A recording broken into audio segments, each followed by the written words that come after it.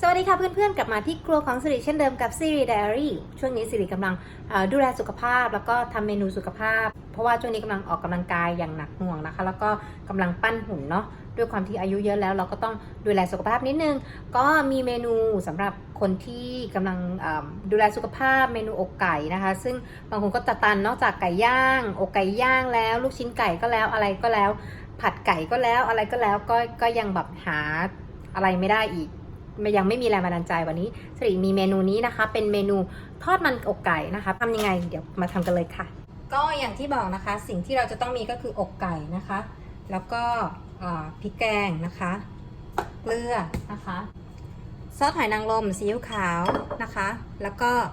มีน้ำตาลด้วยนะจ๊ะอย่าลืมใบมะกรูดนะคะเริ่มต้นเราจะปรุงเนื้อไก่เราก่อนนะคะไม่ต้องน้ำตาลเยอะเพราะว่า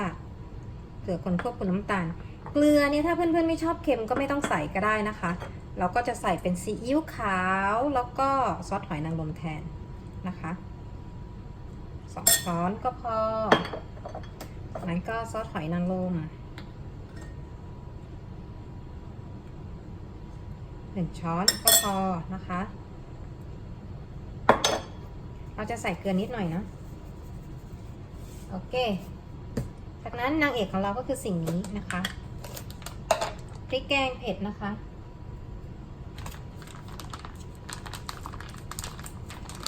ใส่ตามที่เพื่อนๆชอบความเผ็ดเลยนะจ๊ะนี่เอาใส่เท่านี้พอ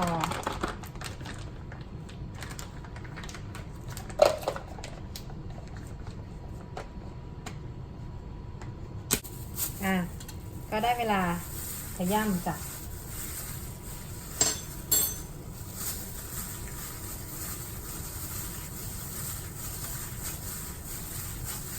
ขย่ำให้ส่วนผสมทั้งหมดเข้ากันนะคะ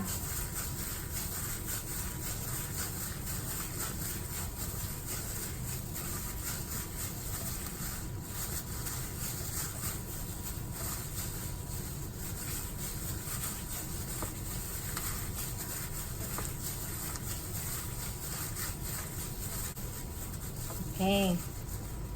แป๊บนึงนะจ๊ะชัดมาเราก็จะใช้ใบมะกรูดนะคะ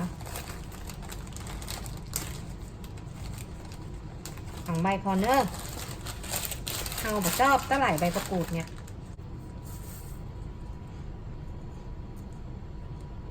หั่นซอยนะคะเราก็จะใช้กรรไกรหั่นซอย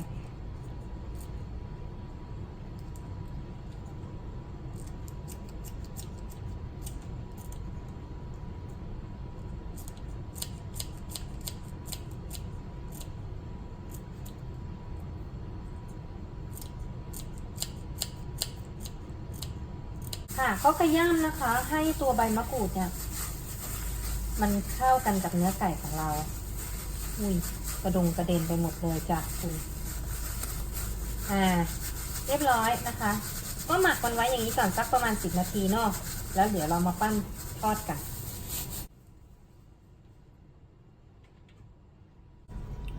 เอาละค่ะได้เวลามาจี่อกไก่มันอกทอดมันอกไก่ของเราแล้วนะคะการจี่ของเราจะใช้น้ำมันนิดหน่อยเท่านั้นเองนะคะวิธีการแตะนะคะง่ายๆก็คือว่าใช้มือจุ่มน้ำก่อนนะคะวิธีการปั้นง่ายๆมากแล้วก็ปั้นแบบนี้นะคะแบบนี้ก็บี้มัน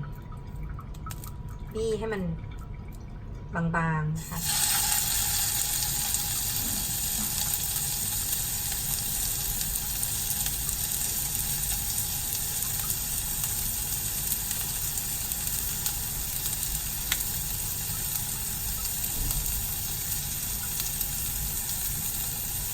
คือถ้าไม่อยากให้ติดมือก็เหมือนที่บอกค่ะเพื่อนๆก็เอามือไปแตะน้ำนิดนึง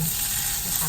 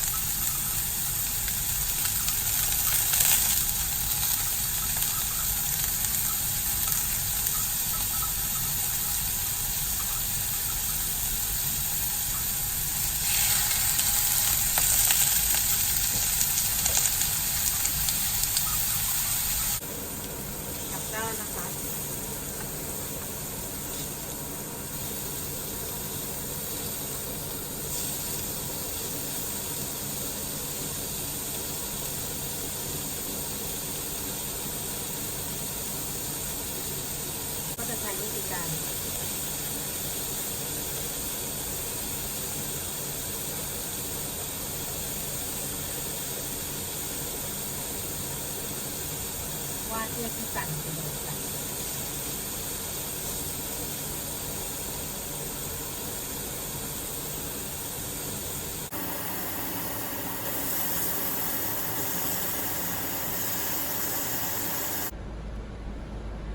ท่าดา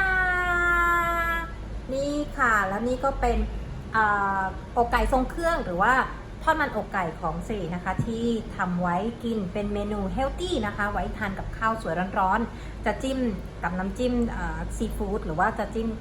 จะกินเปล่าๆกับข้าวก็ได้อร่อยเยี่ยมพอๆกันนะคะเพื่อนๆลองทำดูนะคะสำหรับใครที่ชอบอาหารสุขภาพนะคะกำลังหาเมนูอกไก่ต่างๆนานาเนี่ยลองเมนูนี้รับรองอร่อยเด็ดค่ะไว้เจอกันคลิปหน้ากับซีรีส์ Diary วันนี้ไปแล้วบ๊ายบาย